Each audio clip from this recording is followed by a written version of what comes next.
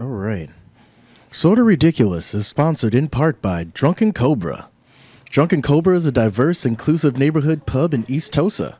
It offers year-round weekly events like karaoke and music performances.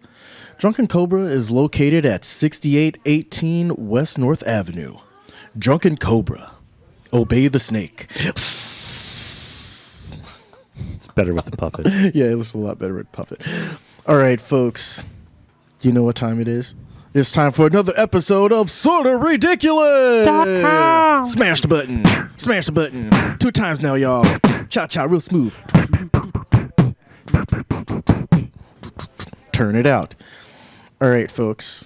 So I'm Darren, as always, or as most of the time. And with me, as always, is my co-host, Billy Ray. Happy Thursday, Riverwest. And shout out to Misha in the Minnesotas. All right. We're thumping our chest as a, kind of that manly. Yeah, with the water fountains and pops and stuff. Misha could turn the world on with his smile. He really could. Oh, yeah. It's amazing. So, folks, with us today, we have a cool guest. I'm looking forward to getting some tips from today. So, with us, we have TMJ4's very own James Groh. Hello, hello, hello. How you doing today, sir? I'm doing great. Better now that I'm here. Come on now. You see, that's how I feel when I walk in. That's fantastic. So with you being a new guest on the show, we have a few questions for you. Ready for that? What we would like to call These questions 3. Well, as one does. It's really nice when the tables are turned because normally, I'm the one asking a question. So I'm excited just to, hit me with it. I'm ready. All right. All right. eager, What's the he's last eager. 4 of your social? I'm kidding. Don't ask. Right. 1, 2, 3, 4. Okay, so question 1. What is something sort of ridiculous about you? So something that's sort of ridiculous about me is that I firmly believe that cookie dough made by Toll House tastes differently depending on the kind of package that you're buying. So there's the cylindrical tube, there's the square rectangular one, and then there's like the Tupperware. They all taste different. No, I believe I have the same theory with Pepsi. Okay. Pepsi's very much, it takes on the flavor. Mine is with whatever's on it. Coke, with like McDonald's fountain, and then can, bottle. I know a lady who will only drink Diet Coke from McDonald's. She will drive to any McDonald's she can. If one's out, she's like, all right, I'll go to the next McDonald's. Whoa, that's Yeah. very interesting. That's sort of ridiculous. Yeah. But yeah, cookie dough tastes differently. It takes on the taste of the packaging, whatever it may be. It must be something to do with how like food is processed. I think so. Like, it gives you pause.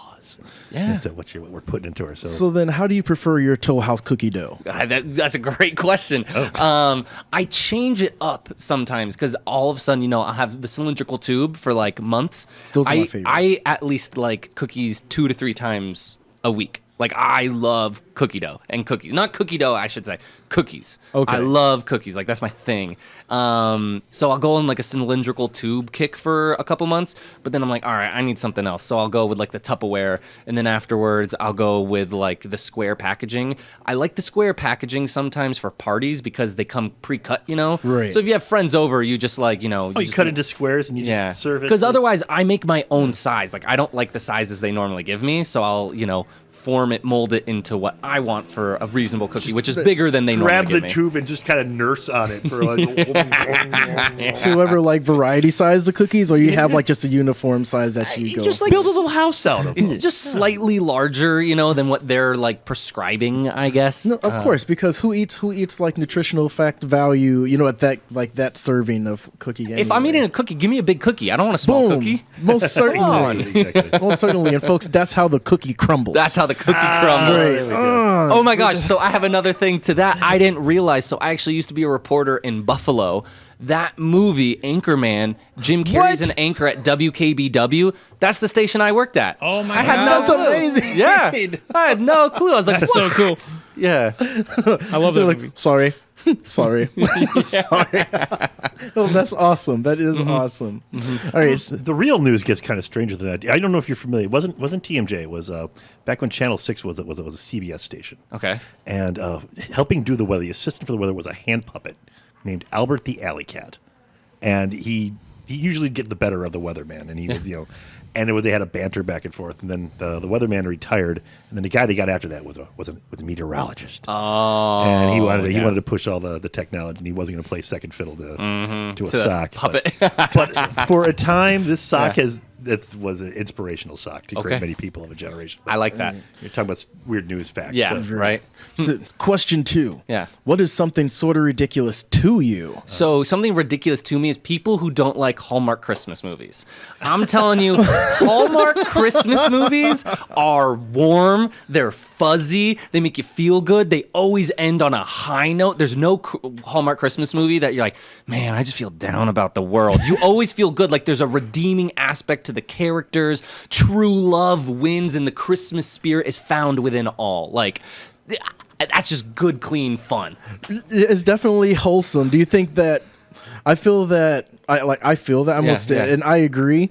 So, what do you think it is that about that people see them and they're like, no. I just see people roll their eyes a lot. Probably because they're cheesy and they're predictable, and I'm okay with the predictability. When I see the small town like Christmas tree farmer and the big time lawyer coming in for vacation or whatever, I know what's going to happen, and I know that like one of them is going to betray the other, and the other needs to win the trust back, and at the end they're going to kiss, and then the camera pans out slowly as snow begins to fall. I know that's going to happen, and that's okay with me, and that's what I think people want. Surprises. You get something comforting in that. Yeah, exactly. It's like it's easy listening music, right? I get it. Here we go. I'm a dark cynic, and I'm not going to dunk on anything that anybody really truly likes. But I mean, I kind of would rather see. I mean, I want it to exist because I want to see the I just forgot his name. The David Lynch.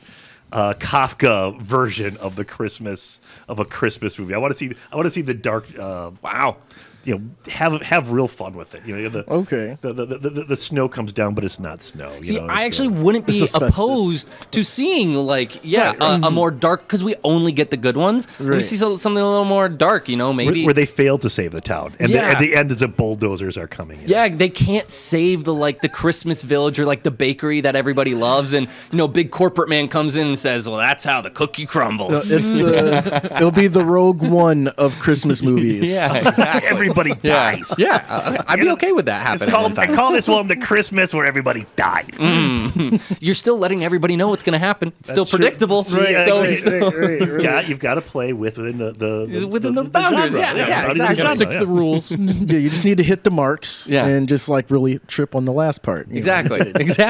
I'm cool with that.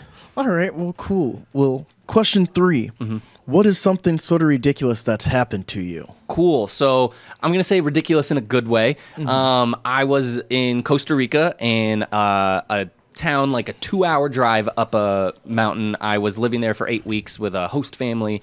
It was just me and 2 other Americans. And one night they were like, hey, let's go to the bar. And I'm 16. So go to this small bar in this small town. And they're like, it's karaoke. And I'm like, I'm a white dude. I speak English. I was good at Spanish. But I was like, what am I going to sing at karaoke? And they're like, you'll figure it out and everything. So I was listening to Spanish music to get, better at Spanish before going there. Yeah. And I remember listening to just, top mariachi songs of all time. And the number one is Cielito Lindo. And when I got to the bar, they had karaoke, and I got up, and I'm looking even scrawnier than I do now, 16-year-old scrawny version of me, and I start singing Cielito Lindo. I'm not using the lyrics that come up. I know it by heart. And this whole place stops what they're doing. Nobody's dancing. They're just looking at me. And they're like, who is this dude? And then I'm kind of scared. Did I do something wrong? Was I not supposed to sing this? Is that the song of the village, the next village and then over? Where everybody started singing it with me. It was incredible. I was like, this is crazy. Oh my gosh. It was everybody stopped. It was as if somebody started singing, from another country, started singing Sweet Caroline. And you're like, this guy knows Sweet Caroline? And everybody comes in on bump, bump, bump, So good. Yeah, and it was such a great moment. I was like, wow, I couldn't believe that happened. Yeah, that is sort of ridiculous, especially being out of the country. That's amazing. Yeah. It was like they don't stop believing or something. Yeah, exactly. Because I knew it was popular, but I didn't realize how everybody was just of course we know this. Don't stop believing. It's just everybody, you hit that chorus, everybody knows how to sing along to that. You know? Sure. Definitely. So with that being said, you triggered me in a really good way because karaoke is my jam. Yeah. Like I host karaoke. So are you a fan of karaoke generally speaking? Yeah, I have a list of songs that in my phone that it's called the karaoke list. Songs I would sing for karaoke. All right. So give me like 3 to 5 of your go-to karaoke songs. All right, so another good one. Let's stick on the Spanish beat. It's a little hard, but Bésame, Bésame, yo quiero sentir tus labios, besame otra vez. So that's a good one. Before He Cheats by Carrie Underwood. That's a fun. I've realized Love in This Club by Young Jeezy and Usher. That's a fire song. People really love that. For I'm gonna have to keep that in mind. that song hasn't crossed my mind in forever. Yeah. Legit. And then like anything that's like can get people to sing in a little in their feels, like Beautiful by Christina Aguilera. You know, that's like kind of a fun one too. So there's a quick rapid fire of some songs that are on that list. Yeah, no, that's solid. I have a decent list as well. Yeah, you're definitely had to come out to one of the shows. I would love to. That's freaking hilarious. So outside of karaoke and I guess reporting, what other sort of things are you into? I love making music. So I play guitar, I play piano, and I produce my own. I have 2 albums and a couple EPs released. Where can we find this stuff? SoundCloud. Shifty G is my name. Shifty G? Nice. Yes. All right. That sounds like a Riverwest artist name. I know, right? Shifty G. Yeah. So like, how Sounds would like a you- Riverwest character. I mean, wait, man, Shifty G's. He's been hanging around, so I know you don't want to talk to him. So Shifty G. Yeah. Why don't you show me how to get to Center Street? No, that's really cool. So how would you describe your music? Like a mixture of Jack Johnson and Mac Miller. Sometimes I want to do like some acoustic, soft, cuddly stuff. And then I want to do like some hip hop, but like kind of be weirder or experimental. And then also just like whatever I'm feeling, I just do it. I have no aspirations of becoming like a musician, touring, playing on stages, whatever. I like to make music. It's fun. I make music that I think is cool. And it's like, I put it out there and I know it's not like super high quality, but that doesn't matter to me because I just want to put it out there for fun and also show people like not everybody starts out amazing. So you can just put your stuff out there, your art, your talent, whatever it is. And I'm hoping I encourage people because they're like, he sucks. I know at least I can make something better than him, right? But if nobody else is doing it, how you're both the best person and the worst person doing it. Yeah. That's which I'm cool with. I can take that. Oh yeah, that's what Yeah. keeps me going. Nobody else is gonna pick up and do it better than me. Right. Not locally, anyways. Damn right. All right. So if you were to recommend one song, like the first song for someone to listen to of yours, what title would that be? I think I would go with "My Name Is James" by Shifty G. I love that. My Name Is James. That was the first song off of my most recent album, like 2 years ago. I really like that one. And then words of the song is pretty cool because I use like 8 different languages in that. Ooh. Yeah, and that was the single off of my first album, and it sounds so terrible now, but I still think it's cool because I used like 8 languages. Right. Yeah. No, that's actually pretty. You're like all over the place. What I else am. are you This into? Renaissance Like, man. well, It's, you had karaoke. You have playing instruments. You said guitar and piano. All right. So what else you're into? I'm very curious. I used to do a lot of improv, so I would go to Comedy Sports. I did Comedy Sports here. I did it in Buffalo when I lived down there. Board sports. I love to snowboard, skateboard. Well, we were talking. I don't skateboard as much now since I broke my elbow. I was like, all right, gotta chill with that one. you got written up for that one. yeah. Yeah, basically. That's why he wasn't in Tony Hawk 2. Yeah, exactly. Yeah, no, I think whenever you say Venice Beach, actually the place that I ideally would want to work at, like advertising agency wise, is there. Yeah. Like, It's super cool, and there's a bunch of like weird characters. It's like great for people watching. Oh, sure, because you got so many different kinds Classic, of people there, and a bunch of people were watching me break my elbow. So that's okay though. That happens, Right. So, like, how long have you been reporting? So I've been field? I've been reporting for 5 years professionally. I was in Buffalo for 1 year, and then I've been in Milwaukee. I just celebrated my 4-year anniversary since moving here. Oh, congratulations! Anniversary. Thank you. Yeah, I absolutely love it. I couldn't imagine doing what anything else. got you into that? You just was something you wanted to do. So mass comm in college. Yeah, I went to a broadcast journalism school. That was my major, but I was in the fastest way, but giving you a little bit of the story. I did theater and sports all my life. How could I combine the two? Sports broadcasting, sports journalism. Started to do that. I started to do more news as like just to get more reps in front of camera, filming, that sort of thing. And then I realized like I loved the variety of news because it was different every day. I love sports. I wanted to be a sportscaster, but sports got really repetitive because I was talking to the same coach who was saying the same thing. Hey, what's your keys to the game? We just got to execute better on offense. We got to get back on the ball on defense. We just got to play a better all-around game. And then you ask them another thing. They're like, we're not thinking about this game anymore. We're thinking about next week, All the canned answers. Everything you've heard a million times. When they win, like we had God on our side. When they lose, God hates us. And, it's just like you ask the players and you're talking to the same player every time. And so I just got kind of bored with that. And I gravitated towards news more. And that's the story. Nice. Mm-hmm. So that's definitely solid. So what would you say is one of your most interesting reports? Gosh, people always ask this, and I never have a story. What about Story, 3? yeah. Okay, the one that's top of your mind right now. All right, top of my mind right now is when I did a story on ChatGPT and local news, and how can ChatGPT help potentially, or help, maybe whatever, can it assist in creating local news? So I typed into ChatGPT, I said, give me weird story ideas in Milwaukee. And like 4 of them just like weren't even existent. They weren't real stories. But then there was one that was like explore the Milwaukee steampunk society and the culture around that. And so I couldn't find a good Milwaukee group, but I found one in Kenosha. So then I went down to Kenosha and did a story with them, and I tied it all in. I was like, today I'm going to do a story brought to you by ChatGPT. I typed in this, it gave me this answer, and I found the Kenosha Steampunk Society, and then I did a story with them, and then I tied in like a computer science expert to kind of give me like, so how is this working? Is this something that could be applied in at larger scale, and that kind of thing. So that was really cool. And then I got flown out to Norfolk, Virginia earlier in January. The largest naval base in the world is in Norfolk, Virginia. Sure. And so I got like 3 days of basically unprecedented access all around that base. That was cool. 3 days of studying your naval. Yes, 3 days of studying my naval. Exactly. But I got to go in like a Navy chopper. I got to go in a submarine. Got to go on aircraft carriers. I just got to see things that people in the Navy that like are enlisted don't even get to see. This sounds like the behind the scenes of like the a village Top Gun, people, yeah. the village people in the Navy, like getting all like the exactly. dope shots. Yeah. Like T-Pain in the back, Navy.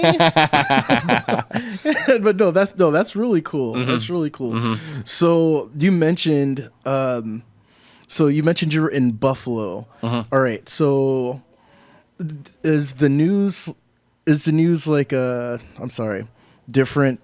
In a sense, depending on the area that you're at, like how does that compare to being here in Milwaukee? And how is it the same too? I mean, Yeah. So Buffalo and Milwaukee are kind of similar in the sense of strong manufacturing cultures back in the day. Then all the manufacturing left. You're left with a bunch of high warehouses, manufacturing buildings. Now those are being turned into trendy apartments or trendy stores or whatever. So in that sense, the cities are the same, and they have the same kind of like resurgence and renaissance that's happening there. So you're doing those new upcoming businesses. People are excited to be in the city. There's those kind of things. I would say Milwaukee's a really good is it's a very active news market, I should say, because unfortunately there's just a lot of crime, but then there's also a lot of politics that happen here. It's a super purple state, right? So with the last presidential election, we had so many, Biden and Trump came to Wisconsin so many times. So if you're in the news, that's something that really excites you because you're like, wow, we're like the epicenter right now. Everybody's focused on us. We had the DNC. Now we'll sort of had the DNC. We're going to have the RNC now too. So it's like, it's pretty cool that there's like, and then you got two major sports teams in Milwaukee and the Packers, so there's like so much activity happening. And in Buffalo, it was a little slower just because it's not New York City overshadows Buffalo. If you're going to it New would be just about anything. when I told people I lived in like Buffalo, New York, they're like, "Oh, what borough is that?" And I was like, "Oh, that's an 8-hour drive," you know? Oh, jeez. Yeah, so that's some of the differences, but I wouldn't say as active or crazy as Milwaukee. Still a lot going on there, but at a different Do extent. they have better wings in Buffalo? Well, so wings come from Buffalo. Right, Buffalo. Yeah, right? well, if you're from Buffalo, you say chicken wings. Oh. You say buffalo wings, you're an out-of-towner. Yeah, you're clearly put a stamp on your forehead. I'm not from here.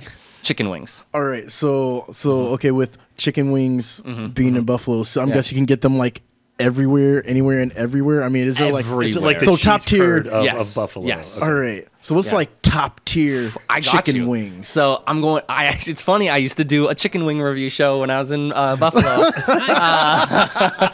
So I'm going Bar-Bill. Bar-Bill, number one, hands down. You go to Buffalo and you're not getting Bar-Bill, you just leave. You didn't do it right. You weren't. Leave and come back. Yeah, and go to Barbell. Okay. don't go to Anchor Bar. Anchor Bar is like what Yelp is gonna tell you to do, like home of the chicken wing. It's so commercial and boring and Yeah, I sold hate out, that. and it's like all the tourists go there because kind of like everything around the Pfizer Forum. yes, But, okay. yeah. You don't have to agree with me because you're out. That's videos okay. and stuff. That's but I'm Don't wanna real get about you- it. You don't know. wanna get you, Yeah, we're real. Gabriel's Gate is really good too. I like Duff's. Duff's is also a good 9/11 Tavern is pretty good as well, and Elmo's is pretty good. But Bar-Bill, number one. I'm down to talk wings all day. I can do that. All right, flats or drummies? Oh, drums all day, dude. What are you? Drummies. Good, Yeah, good, yeah. drums, period. I'm the tofu wings at Wonderland, and I know that's where mainly because there was a period where I was like, we were very poor. Yeah. And the most gainfully employed person in the house was the short order cook over at Trax. Yeah. And she would bring home, this is Allie, she would bring home like the leftover wings from wing night at Trax. And that was the only reason we ever had meat in the house for a period of a couple months. And it's like one of those foods that you had to eat when you're poor. And I can't stomach the things. But they have these they call it the Godzilla wings. It's the honey sriracha, and it's got the texture or the mouthfeel of a really good cheese curd. And I cannot recommend these enough. Okay. Okay. I like keep that. Definitely got to keep that in mind. So, why drums over flats? There's more. And I feel like you can eat it, you can hold it better, you can eat it better. I feel like I look a little silly trying to eat the flat, you know? With that being said, see, I knew you were going to say that because I was the same way, but I learned to appreciate them. Because social media. Yeah. There's like a couple of techniques, like you like twist one of the bones out, and then you do something with the other one, or you push it all the way down, and essentially becomes like a makeshift drumming. Oh, I didn't know that. Okay, Yeah, and you just go, and it's really. Yeah, the difficulty always like frustrated me. I was like, I just don't. This is too much work. Yeah, just you know? all this. Yeah, Like, what are we? Birds eating birds. Exactly. But yeah, no, I totally get that. I didn't really get into wings until I started college because of brothers. They had like 10-cent wings. I'm not sure if they still do that, but yeah. I didn't get into wings until I moved to Buffalo. I was just like properly. Yeah, exactly. Well, wings were always just like the Something appetizer. out of it, You get like 6. You share. Maybe you get one of them, but you go to get wings. You just get wings. Right. You just get like an order of 30 or 20 or something. Like. That's your main course is wings. So is there like a holiday, sort of like a day dedicated to that sort of thing? I wouldn't be surprised. I can't remember if there's like a National Wing Day. I'm sure there is, though. There's got to be something. Huh. See, no, I had kind of a hankering for wings. There's like a few places I go to. But yeah, I'm not even going to mention any of those places. All right, blue cheese or ranch? Blue cheese all day. Okay. Yeah, I know. I'm in Wisconsin. Garlic aioli. Okay, garlic aioli. Again, with the honey sriracha. With the honey sriracha, those two go very well. Perfect. Yeah. Okay. It's really, So what are your favorite things to do in Milwaukee? Or like, what were some things that you gravitated to like, initially when you got here? So I love going for runs by the lake. I live really close to Juneau Park, so I can get down to the park really easily, and I love doing that. I love exploring like different restaurants and eating their cheese curds and their taquerias. Me and my friend, we have a list, a Google Doc rating all the taquerias that we've been to, and we make sure we get the same order to keep it consistent. So I really like doing that kind of stuff. Yeah. So when you say taquerias, like proper taquerias, or does that kind of spread out into places that do that sort of fare on Tuesdays, let's say? Then they have like a bowl logo maybe, and they're like kind of popular and everything. No bowl logo. She was like, we have a legit chef back here that does this on Tuesdays. We have our other thing, but hey, we do good fare. My favorite is Taqueria El Cabrito. It's or El Chlacalteca. Those are just like amazing. El Tapatillo, the food truck. That's also such a good taco spot. Don Pastor, the truck right up Don the street. Pastor? They're unbelievable. Their empanadas are. I'm a sucker for empanadas. Now. Okay. I come to find out they're just really tasty pasties. There you go. Yep. Every culture has something that's just wrapped in dough and fried. Yeah. It's a cultural. It's what brings us all together. Mm-hmm. So you mentioned theater a little bit earlier, right? Yeah. So were you more like theater or musical theater, or were you? I was both. Doing plays, doing musical theater. I loved it all. I'd done that for such a long time. I don't know how I picked it up. I think I told my parents one day, I was like, I'm joining the school musical, Mom. And she's like, okay. And then I just loved it, and I just grew into it more. And I did that from elementary school all the way into 2 years of college. Yeah. Oh, wow. Yeah. Have you ever thought about getting back into that sort of thing? So I always say that I feel like I have the only mom in the world who wishes I pursued theater over anything else. That's a stage mom. Yeah. She was like, "You're so good, James. Like, I want you to do this." And I was like, "I don't want to be the starving artist trying to, going like being a waiter during the day and then going to all these auditions and doing all that stuff. It's like such a grind." And I have some friends who are doing it, and props to them. Like they're pursuing it. I love that they're doing it. I couldn't do that, and I'll be honest. It's like it gets harder. Being a dude in theater is in lower levels is like pretty easy, and it's cool because there's fewer dudes in theater, right? So for the male leads, there's just fewer people to compete against. But then as you get higher, then everybody, there's the playing field is evened out a little more. Right. Mm-hmm. You get the old guys who are playing. I can play 18. Tell me more. Yeah, exactly. Do you have an aspirin? And then start coughing. Kaniki, you don't look so good. Yeah, right. It's my gout. Jeez, Louise. No, so with everything that's been going, so I'm guessing that you, like earlier you said, there's a lot of Milwaukee's very active news-wise. So if you wouldn't mind, what is your process or like some of your tips, or what do you do to find your or sift through the stories that you want to do? Absolutely. So first I say my role is different at TMJ4 because my job is to focus on things that are different, interesting, positive, fun, cool, quirky, whatever that may be. So I used to have to cover the homicides and the press conferences with the mayor and the county budget meetings and talking to the governor, doing all that sort of stuff. I don't have to do that anymore, and I love that I don't have to do that. I love doing the good news, basically.